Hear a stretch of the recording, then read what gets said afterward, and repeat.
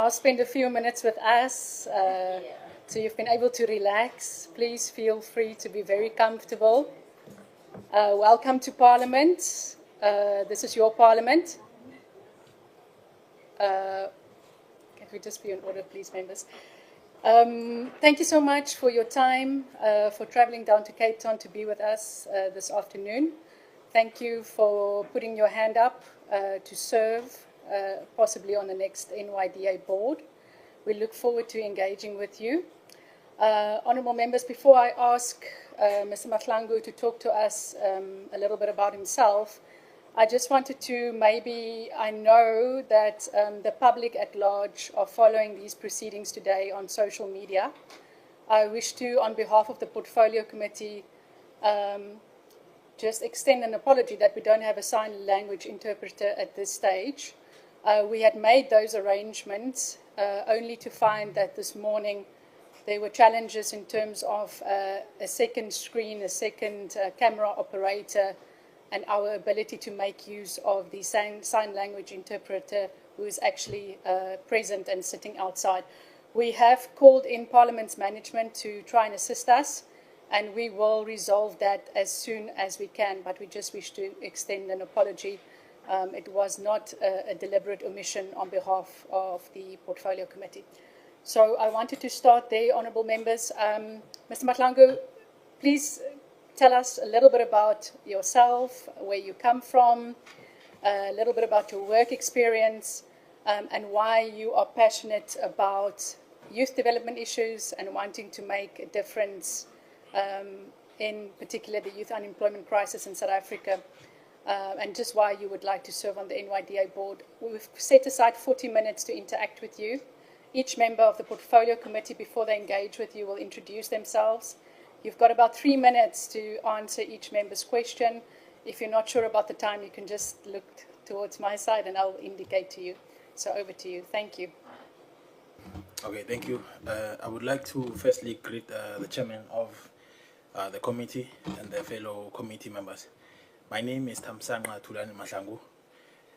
I was born and bred at the rural area of Winterveld, which is the outskirts of Pretoria, northwest of Pretoria. I am a multi-award-winning student leader and a vet alumnus. So I'm very much honored to receive an invitation from you guys. So thank you for that. I will briefly get into I will touch on the activities that I'm involved in that are pertaining to the youth. So I have founded a multi-award-winning organization called Ndebele Students Association, which is functional at both university and college level with over 15 branches nationwide. The objective of the organization is to ukugqugquzela abantwana who are at the tertiary institution to know that within our communities we are supposed to play a role. So the cardinal pillars that we subscribe to is self-sufficiency, cultural identity, and institution building. So essentially with what we are doing is bridging the gap between umntwana who just gets enrolled in the basic education sector into the tertiary education and into corporate, or those who want to venture into business. So I am the founder and the president. So my role, or rather my responsibilities, have been establishing a relationship with different stakeholders whom we are able to partner with in ensuring that we are rolling out programs that are beneficiary to the general public. So one of the stakeholders that I am responsible for maintaining relationships for is the SABC. We've done work with the SABC. We've enrolled, we have rolled out programs which are specifically for ukuthuthukisa the indigenous languages across divides, which we roll out programs that are around the spelling bee and debate competition. We have rolled out what we call a virtual poetry and musical competition, which was supported by ISONI, which we were I was essentially responsible for that. We've done work with UNESCO. I was overseeing the project that we were heading with the Secretary General, Mr. Mkwebo, in ensuring that we are preserving the indigenous languages and different cultures and costumes that are within the Republic of South Africa. My interest, well, before I can get into that, I also have work experience. In the work experience, I work as an internal auditor. I was overseeing a group company which has over 19 subsidiaries, of which I was responsible for ensuring that they are compliant. If the resources that are allocated are they being used efficiently, which procedures do we need to revise, ensuring that we are obviously saving costs, but also obtaining the optimal level of any of our objectives. So my interest to actually get, or rather apply for this role to potentially be a board member of the NYDA is on the basis that I am a patriot of the Republic of South Africa. I have benefited from programs that are rolled out by the government. Since I started school, I have never paid for any of my education from primary to tertiary, which I feel that with my experience in the things that I've done already, I owe it to the Republic that I also have to use my skills to repay and others to benefit from that. In terms of the other programs that I think speak on the National Development Plan that our organization rolls out, it would be that we have work readiness programs, which we rolled out the last quarter of last year, and currently we are rolling out what we call a work experience accelerator program to ensure that once one of our members from the basic education sector starts their degree, those, I'll make an example with the ones who are studying communications, they are absorbed in our organization to ensure that they also contribute to that particular role, what they are studying for, to ensuring that by the time they are finishing their qualifications, they've gained enough experience. Thank you, Mr. Mahlangu. Thank you. Honorable Kanile, now is your opportunity.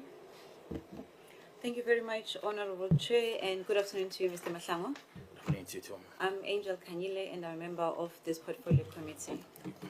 Okay, I'm just going to go straight to my question then. Could you briefly elaborate your understanding on the functions of the NYDA in terms of the Act?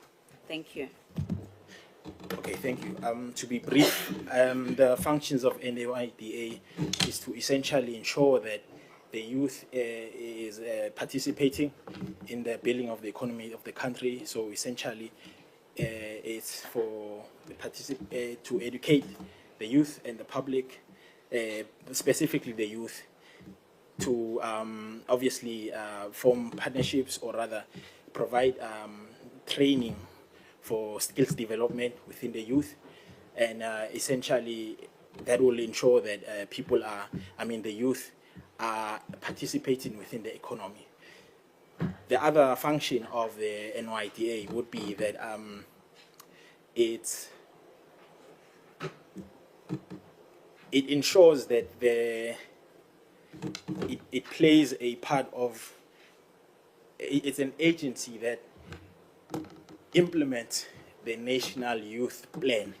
It's the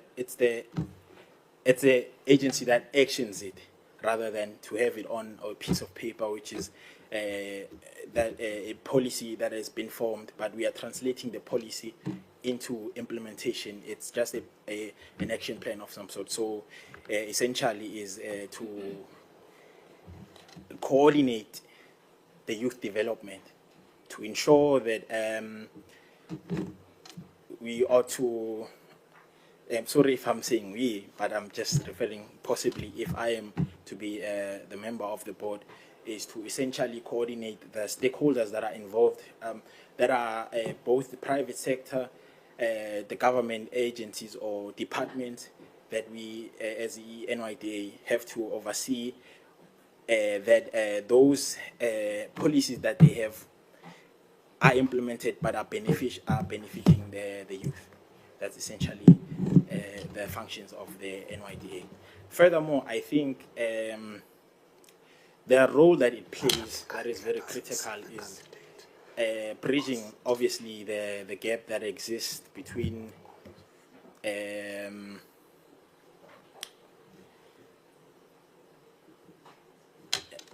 having a government forming, obviously, the policies, and then having the, okay, I'm sorry for that. So basically, outside of the scope of training, the education that it forms, it also supports entrepreneurship to ensure that the economic participation of the youth is not only on having people just to go to school. Others are more functional outside of the borders of the school. So they need to, there are those who are interested in farming, in agriculture, and things of that sort. So it essentially provides a grant to those candidates whom are qualified and are able to roll out their entrepreneurial journey. Thank you so much, Mr. Mahlangu. For my group. Thank you, Chair. Mr. Mahlangu, good afternoon. Good afternoon. I'm Honorable Hwekana, also serving in the Committee of Women, Youth and People Living with Disability. I'll go straight to the question. Mr. Mahlangu, what strategy would you devise to ensure the agency effectively implement youth development program?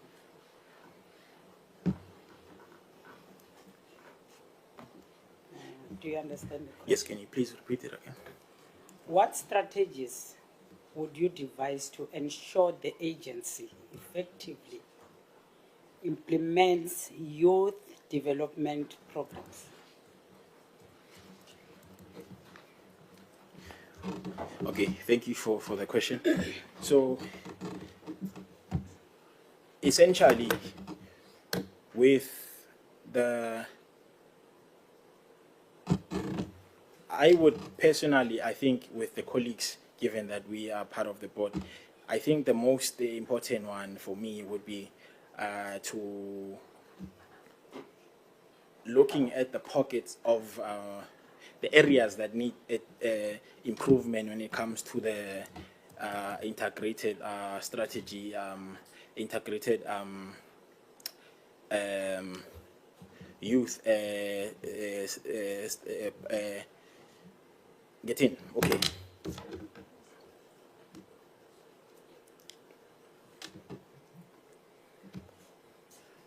To ensure that it's effective, I will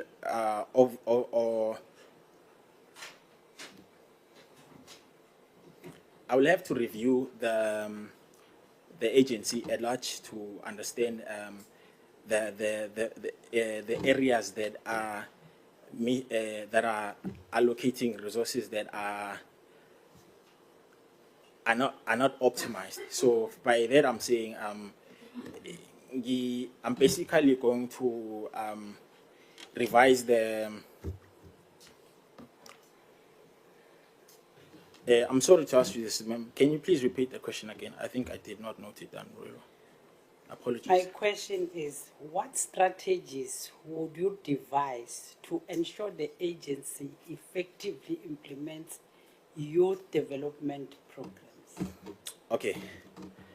First of all, with the programs that are already in existence, I would firstly start there to review them, to see those that are effective and those that are just consuming resources. From there onwards, we then I will reallocate the resources to those that have more impact.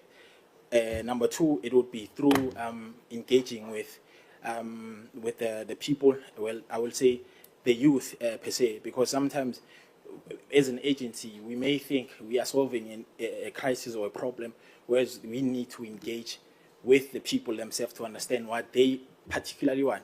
So from that from that standpoint, we will shy away from doing a fruitless exercise of implementing a project that is not speaking to the particular people that we are targeting. So essentially, it's the public engagement with the youth,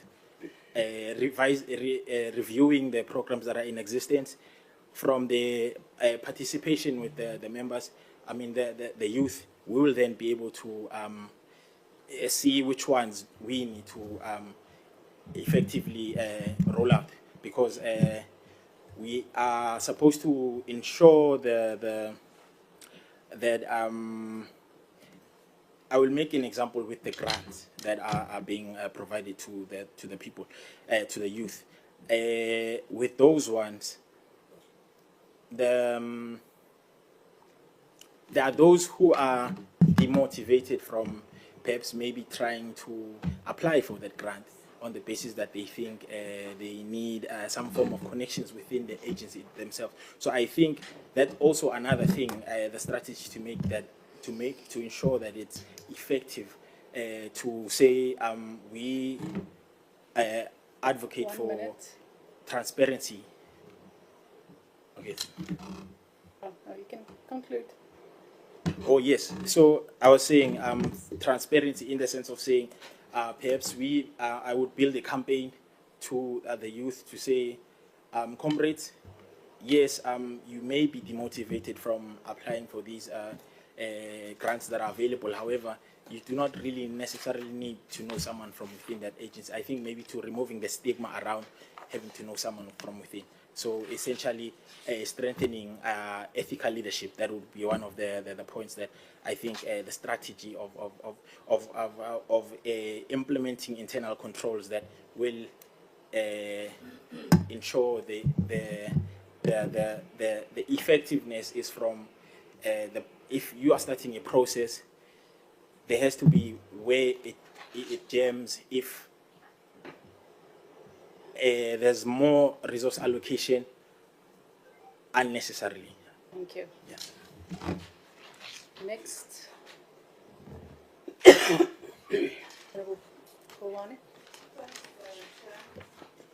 Bona Baba Mahlangu. Pastor Wazema. Yes, I hear your strategy, but I want to ask you a question. It's just related to the strategy. Maybe you'll assist. Okay. My question is, in your own assessment, do you think the NYDA perform its mandate efficiently? If yes, how? And if not, what are the shortcomings and what are the proposed to strengthen to provide the practical your practical example? Okay. Can you please? Repeat the question. Yes. Can you? Okay. Can you please repeat the question, ma'am? I'm saying, in your own assessment, Yes. do you think the NYDA performs its mandate efficiently? If yes, how? And if not, what are the shortcomings and what are the proposed to strengthen them? Your proposal. Okay. And you can provide the practical example, your own practical example. Thank you, ma'am. According to my own view, I do not think, as it stands, on a greater scale of things, I don't think it is discharging its objectives very well. This is on the basis that since its inception in 2009 to the adoption of the National Plan Development in 2012, it seems that as if the implementation of the programs, or I mean the policies that have been established within government, in government departments, it has not reflected so on the basis of the youth unemployment rate that we are currently at. It seems like the national development plan, we're supposed to reach most of the objectives by 2030. However, the more we're getting closer to 2030, the more further we are from the implementation of some of the policies that are supposed to empower and alleviate the youth from the periphery and pockets of poverty. So I think, in a way, that should be revised. Thank you. Honourable Mahlangu.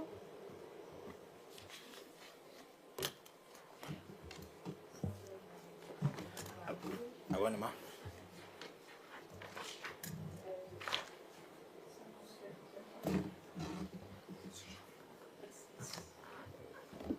Okay, thank you. Igama lami ngu-Honourable Fisang Shabang. I'm part of this portfolio committee. And you were talking on the mandate of the NYDA just now. It's a follow-up. It's a question after that one, but it's still on the mandate of the NYDA.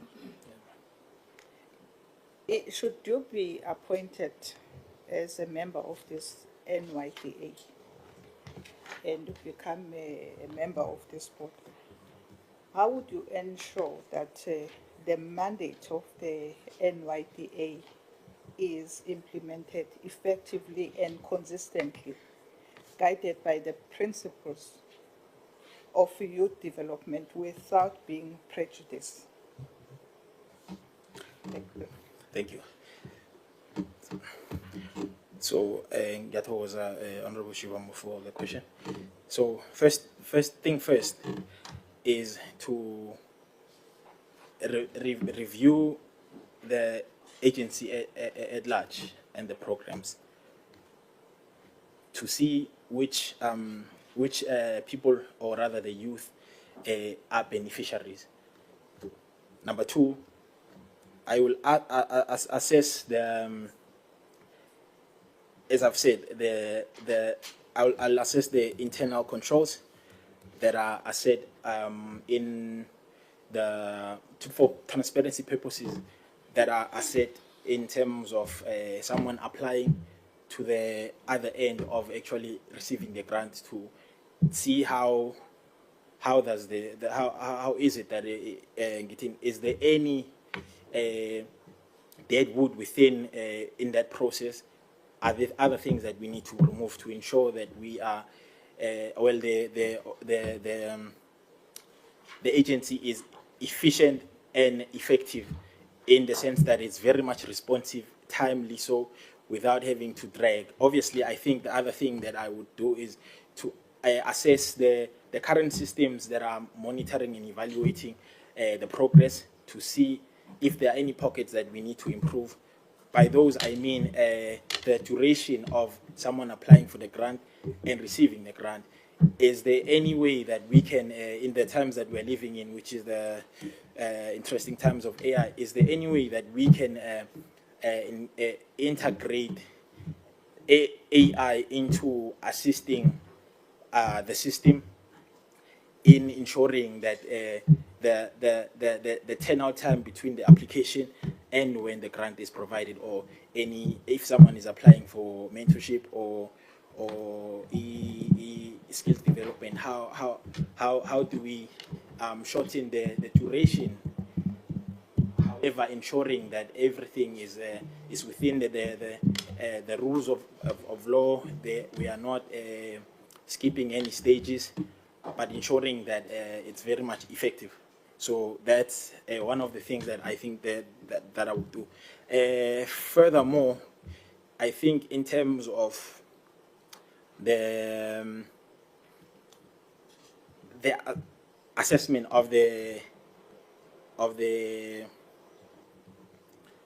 resource allocation, I think members of the committee, I stress that very much on the basis that from my profession, I work very much with optimization of resources to the output that we get. So, and as much as that may be the case, some programs you will find that they have a lot of administrative cost, which is a waste, than actually assisting at grassroots level of the people that it should benefit. So it's one of those things that I would look at with the fellow colleagues to ensuring that it's as effective and efficient as possible. Thank you. Thank you, Mr. Mahlangu. Next. Thank you so much, Chairperson. Welcome, Mr. Mahlangu. I'm Jasmine Peterson, and I'm a member of this committee. My question to you today is, how would you ensure, when it comes to good governance, how would you ensure that good governance in the National Youth Development Agency, if recommended for appointment to the board? Thank you, Honorable Jasmine. I would start with public participation, accountability. In accountability is essentially,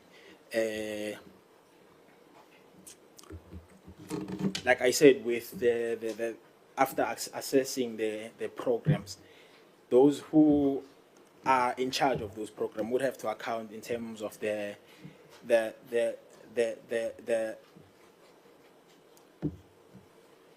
dead wood that is within that, and how we figure out how to remove it from there.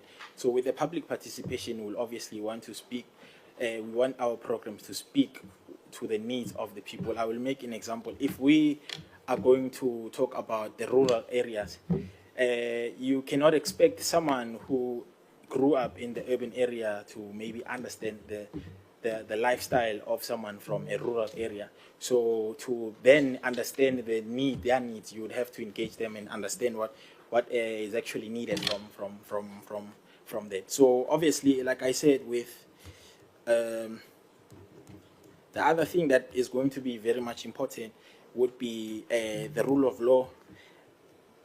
The internal controls will have to be checked, and also to check if whether the policies of the NYDA, or rather the programs that are rolled, are they not neglecting a certain demographic? Because it's not only, if I understand we are a majority as a black people, however, there are other ethnic groups that may also need to partake in those things and benefit. So I think those sort of things will just check if whether is everyone benefiting from that. We will have to be transparent with the process. Obviously, I understand everyone is able to access the website of the NYDA to sign up for the grant and things of the sort. However, like I said, it would be very much important to removing the stigma that one needs to have connections within the agency itself. On number 5, I think I would very much focus on responsiveness. Responsiveness in a sense of responding to the calls that we need to have, also being proactive in seeing beforehand some issues that the youth may start to face. And I think, as just to make a simple example with responsiveness in terms of being proactive also, as in the agency and having to implement some of the policies that exist, which I think the National Youth Plan having to speak on health and well-being. If the agency sees that the youth is consuming a lot of alcohol, is smoking a lot of hookahs and stuff of that nature, how do we then create campaigns that actually speak to say, you are the future of tomorrow of the country? We cannot afford to have parents who will be, having, as a country will have a crisis of people having respiratory problems, others having a stroke. So I think those sort of things, to responsive to the current needs of the youth, however, be proactive in intercepting the problems that may be faced, both those who will be adults and the youth to come. Thank you. Honourable Peterson will ask Honourable Spicer's question. Honourable Spicer had to step out. Thank you so much, Chair. The next question, Mr. Mahlangu, would be, what are the key best attributes for a NYDA board member? And what, in your understanding, are the roles and responsibilities of the NYDA board? Thank you. Okay, thank you. The first one, I would say the board member will have to be proactive. A board member should not come to NYDA to just to be to just being there for the you need to be proactive, be in touch, in tune with the youth at grassroots level. The person would have had on their own accord and in the things that they've done within youth activities, they should have already been familiar with the national agenda to know what be a patriot, obviously, to saying I need to contribute to the country in the skills that you have. So I think in terms of the last question, which is what is the roles and responsibilities to provide oversight to the executive that is responsible for the operations of the agency, but also ensuring that there is no disconnect between the national development plan and the programs that are being rolled out, specifically the national youth policy plans, to saying within that specified period, these programs will definitely speak on those things. So to ensuring that there is no disconnect between the programs and what we have on paper. That's essentially one of those things. And the other thing would be 1 minute. okay. Sorry, Chair. The other thing would be to ensuring that you are able to have what we call a stakeholder management skills, being able to engage with international entities, the public sector ones, the private sector ones, in ensuring that you are coordinating a cohesive or rather an integrated plan of ensuring that all these stakeholders, you're bringing them together to say, no, this is the line of march that we are taking, rather than having different people saying they are pushing, they are for youth development. However, it's disconnected from the actual thing, the challenges that the youth faces. So I think you have to be able to have the stake to maintain the relationships with different entities in achieving the objectives and the mandate of the NYDA. Thank you so much, Mr. Mahlangu. Over to the next group. Dr. Hlape. Thank you very much, Chairperson, and welcome to our candidate. We are wishing you luck in this interview process. My name is Tsokufato Milenchauke Adonis. I am a member of this portfolio committee. My question is going to be centered around the policy. Just turn on your mic, please, Honourable. Sorry about that. Okay, apologies for that. Thank you very much, Chairperson. My name is Tsokufato Milenchauke Adonis, a member of this portfolio committee. My question is going to be centered around policy and the national youth policy. So in your understanding and interpretation, what are the objectives of the national youth policy? That's number one, first part of the question. The second part of the question is that what is the role of the NYDA in its successful implementation? Thank you very much. Okay, thank you so much, Honourable Chauke, for the question. The national youth policy is a high level framework which has which is essentially an expression of the government for the vision for the youth, their commitment to the youth. That is the framework.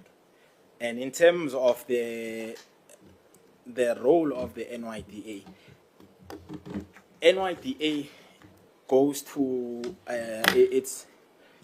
it's the follow up to what the integrated youth plan strategy, which essentially is the implementing agent to the national youth policy. The national youth policy is essentially setting the objectives of saying, look, we are going to need economic participation of the youth. They have to be health and wellness. There has to be entrepreneurship within the youth. There has to be, we obviously eradicating unemployment and skills training that are relevant to the times that we are living in. So basically now what happens is NYDA then translates that into, it translates the policy into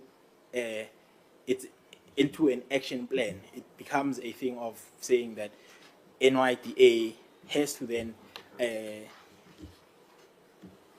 when it's designing, developing, and implementing programs to contrast if whether is this speaking to the National Youth Plan. So this is a implementing agency. This one is just a high-level framework. So that's essentially what I'm not sure if whether should I continue or I think that's sufficient. Honourable Megan, do you want more? No, if that is your answer, then it is sufficient. okay. Dr. Leklape? Just to follow up on that, my name is Fosi Leklape. I'm an alternate member of the committee. What are the 5 pillars that underpin the National Youth Policy 2030? And what is the cross-cutting theme across the pillars? Okay. Now, after you've identified the 5 and the cross-cutting theme, select a policy priority listed in the policy framework and identify what has been proposed to address that priority area. Okay. Can you please repeat it again? The 5 pillars. 5 pillars of national. What is the cross-cutting theme? And just select the policy priority listed and identify what has been proposed to identify and address that priority area. What has been proposed to address the issues pertaining to the pillar that you have chosen.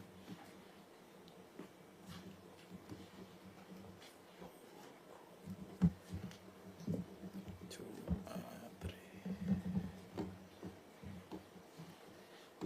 Okay. The pillars of the National Youth Policy, like I've said to Honorable Chauke, is the first one. I said it's the economic participation of the youth.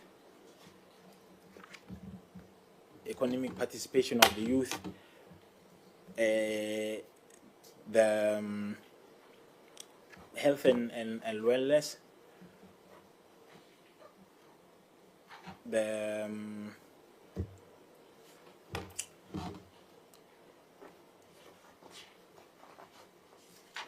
entrepreneurship, and I will say skills development. There's another one that yeah, but from those ones that I've mentioned here, if I'm understanding very well, Dr. Jose, you want me to from these ones that I just mentioned to identify one and to explain to you what the proposed, what is proposed and how to address it, correct? Yeah, just select the priority listed and what's been proposed to address that priority. Within the context of within the context of the National Youth Policy. Okay, so in terms of the economic youth participation with the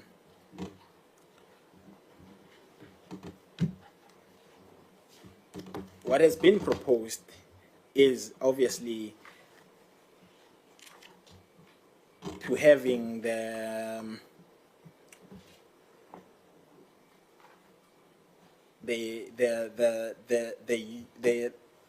from I'm going to link it to the NYDA here in terms of their role in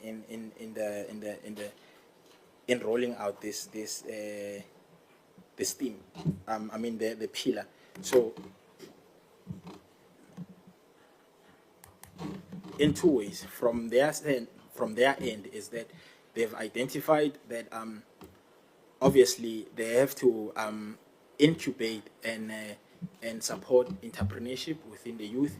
Within that context, how do they then further on go on to say, okay, you are within entrepreneurship and you are going to be sustainable in that space. Obviously, the NYDA will then play a role in terms of being a bridge between the ones who are entrepreneurs to accessing markets with the relationships that NYDA has with the private sector and also the government departments who could also be Just 1 minute to wrap up the question. okay to being ukuthi babagqugquzele ukubana nabo bahelpe abantwana nabo within their small business to say some things that the departments need to procure. Let us maybe say 40% of those. Can it be, regardless of race or anything, can it be that we are then procuring those things from those small businesses that are owned by the youth? So I think that's number one. Number two, outside of the entrepreneurship, it will be the skills development to those that will have the skills to being able to to farm. Bazongena kizo into emkhakheni loyo. Moving forward, the one for obviously I think the work readiness also because we having a crisis whereby the youth between 15 and 24 we're having the unemployment rate of 49 point something there, which is a crisis. So by the work readiness programs, obviously now izo khona ukuthi I bridge abantwana abo to actually getting into that. Thank you, Mr. Mahlangu. Honorable Onzi. Stokoze in the ticket. Oh, I don't know if. Oh, thank you. No, thank you very much, Thamsanqa Mahlangu. My name is Sihle Lonzi, Member of Parliament deployed by the Economic Freedom Fighters. I've just got one quick question for you. So the NYDA Act outlines the agency's responsibilities in as far as youth development is concerned. Now, given how the Act is so broad, how would you ensure that the NYDA policies and programs align with the legal framework outlined in the Act? And maybe try to give me some practical examples in as far as this relationship is concerned. Thank you. Stokoze not the kid. How the okay as your question was that how does since the NYDA Act is broad, how and it allows the responsibilities, how do I ensure that the programs it aligns with the legal framework? Yeah, I'm trying to maybe so that you understand it better. I'm trying to test your understanding of the relationship between the Act and its legal framework in as far as the work of the NYDA is concerned. And I want you to give me a practical example to that effect. Okay.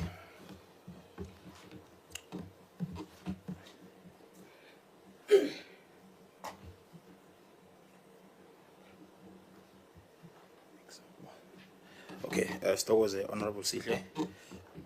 And as far as the NYDA Act is concerned, especially with, I will firstly maybe take the route of its role in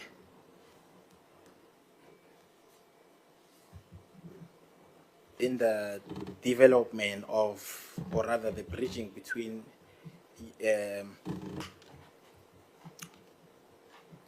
ensuring the rural communities participate, and since it's mandated by the national development plan to be the one agency that incorporates it to ensure that it participates in that thing. So I think ilunga yisho manje ukuthi the NYDA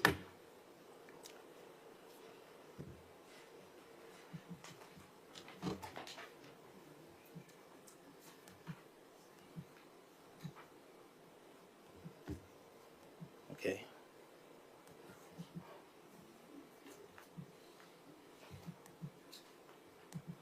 Honorable Sihle, can you please repeat that again? I'm not sure if I'm understanding it well. From how I'm understanding it, I think it may be different from what you are saying. Can you please? Through you, Chair, if you'll allow. Oh, I'm trying to understand, my brother. Yes. If I'm just trying to find a simple way of explaining it to you. In as far as NYDA must fulfill its objectives, right? Yes. Youth development, the things that you would have mentioned here. Yes. Now, there's the NYDA Act, and then there's the legal framework of the NYDA Act. I want to know if you understand the relationship between those two, and if you can give me some practical example, even one, that demonstrates to us and the people of South Africa that you'll be serving, that you understand this relationship. Okay. Okay, so from the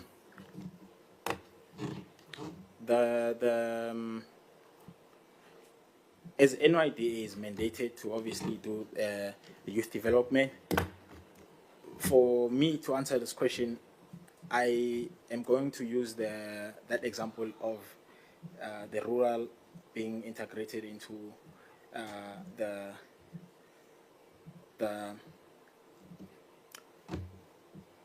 okay, so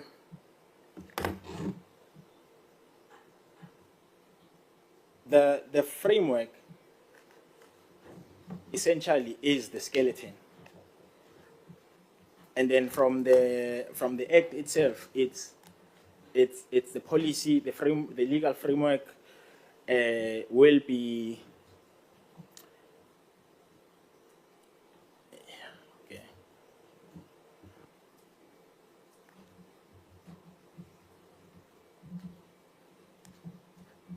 Okay, let me just give this one. So from the people who are in the rural areas. Okay, Che? But 1 minute left for this question, unfortunately, sir. Okay.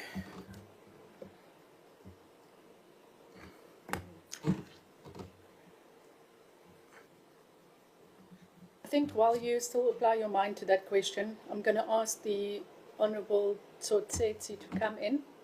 Then maybe you can respond to both questions at the same time. Over to you, Honourable Member. Chair, you're saying you must respond in my 7 minutes. Okay. How are you, Mkhaz? I'm well, sir. Worried ever since your arrival, I've not seen you take a sip of water. You might want to sip water. Thank you. So yeah, my name is Tiamo Tsotsetsi. I'll just go straight to the question. So what do you think are the barriers that are confronted by young people in South Africa who wants to access higher education?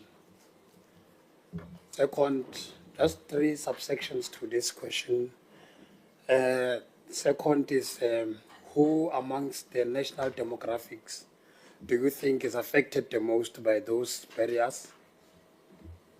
Subsection number 2 is why do you think this demographic is affected by, is the one that is affected by those barriers? And number 3, what do you think the NYDA should do in participate in resolving that challenge? Number 4, which is a very straightforward one, could you tell us what is the budget of the NYDA? Sure, thanks.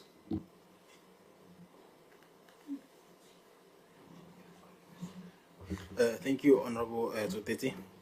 So, first and foremost, the barriers that are hindering many people to access higher education. Number 1, it would be, I have 2. Obviously, the obvious one would be the finances. Number 2, it would be that within our basic education sector, the pupils that are there, most of the ones that are in the public schools, suffer the most on the basis that the teachers, I apologize for saying anything, but I'm not, but the teachers are not as willing to go an extra mile for those pupils, which even with that, it's not their fault. It's because the system itself is disadvantaging the teachers in discharging their roles, in ensuring that most kids would be able to get into the education sector, because they have to pass with a bachelor's to be not only bachelor's, but obviously I'm saying if we are going to be very critical about it, for them to being able to get into courses that are going to ensure that they will have a line of employment in the future. So the demographic that is a disadvantage, or rather is in the periphery, and because of this is our people, black people. Most of our black people, I will make an example. Within in the basic education sector, there is a stigma around mathematics, and we are living in the times whereby most of the STEM qualifications are the ones that are mostly relevant in the times that we're living in. So part of the problems that these kids are facing is that you are in school learning mathematics, which is a language, but it's also being taught in English. So you are trying to understand English and also the language of mathematics, which now becomes complex, and we lose the kids within the system. So that's essentially part of the things that are very much problematic. I'll just add something that I am doing to contribute towards solving that crisis myself. I'm part of the directors of an organization called Mthethomatics, which we go to basic education schools to ensuring that we make these kids understand every language has it's complex, but we teach the basics for them to being able to understand, and we also open a wide range of possible careers within that field for them to understand. So essentially, why do I think they are affected? I just explained. They obviously are having a barrier between the language that they are learning in and the language that is being taught. I will just say mathematics. Obviously, not everyone is going to be a mathematician. Number 2, outside of the scope of the curriculum, we find ourselves in the post-apartheid era. However, most of its effects are still being felt 30 years later, and so it's very much a thing of saying. I'll just make an example just to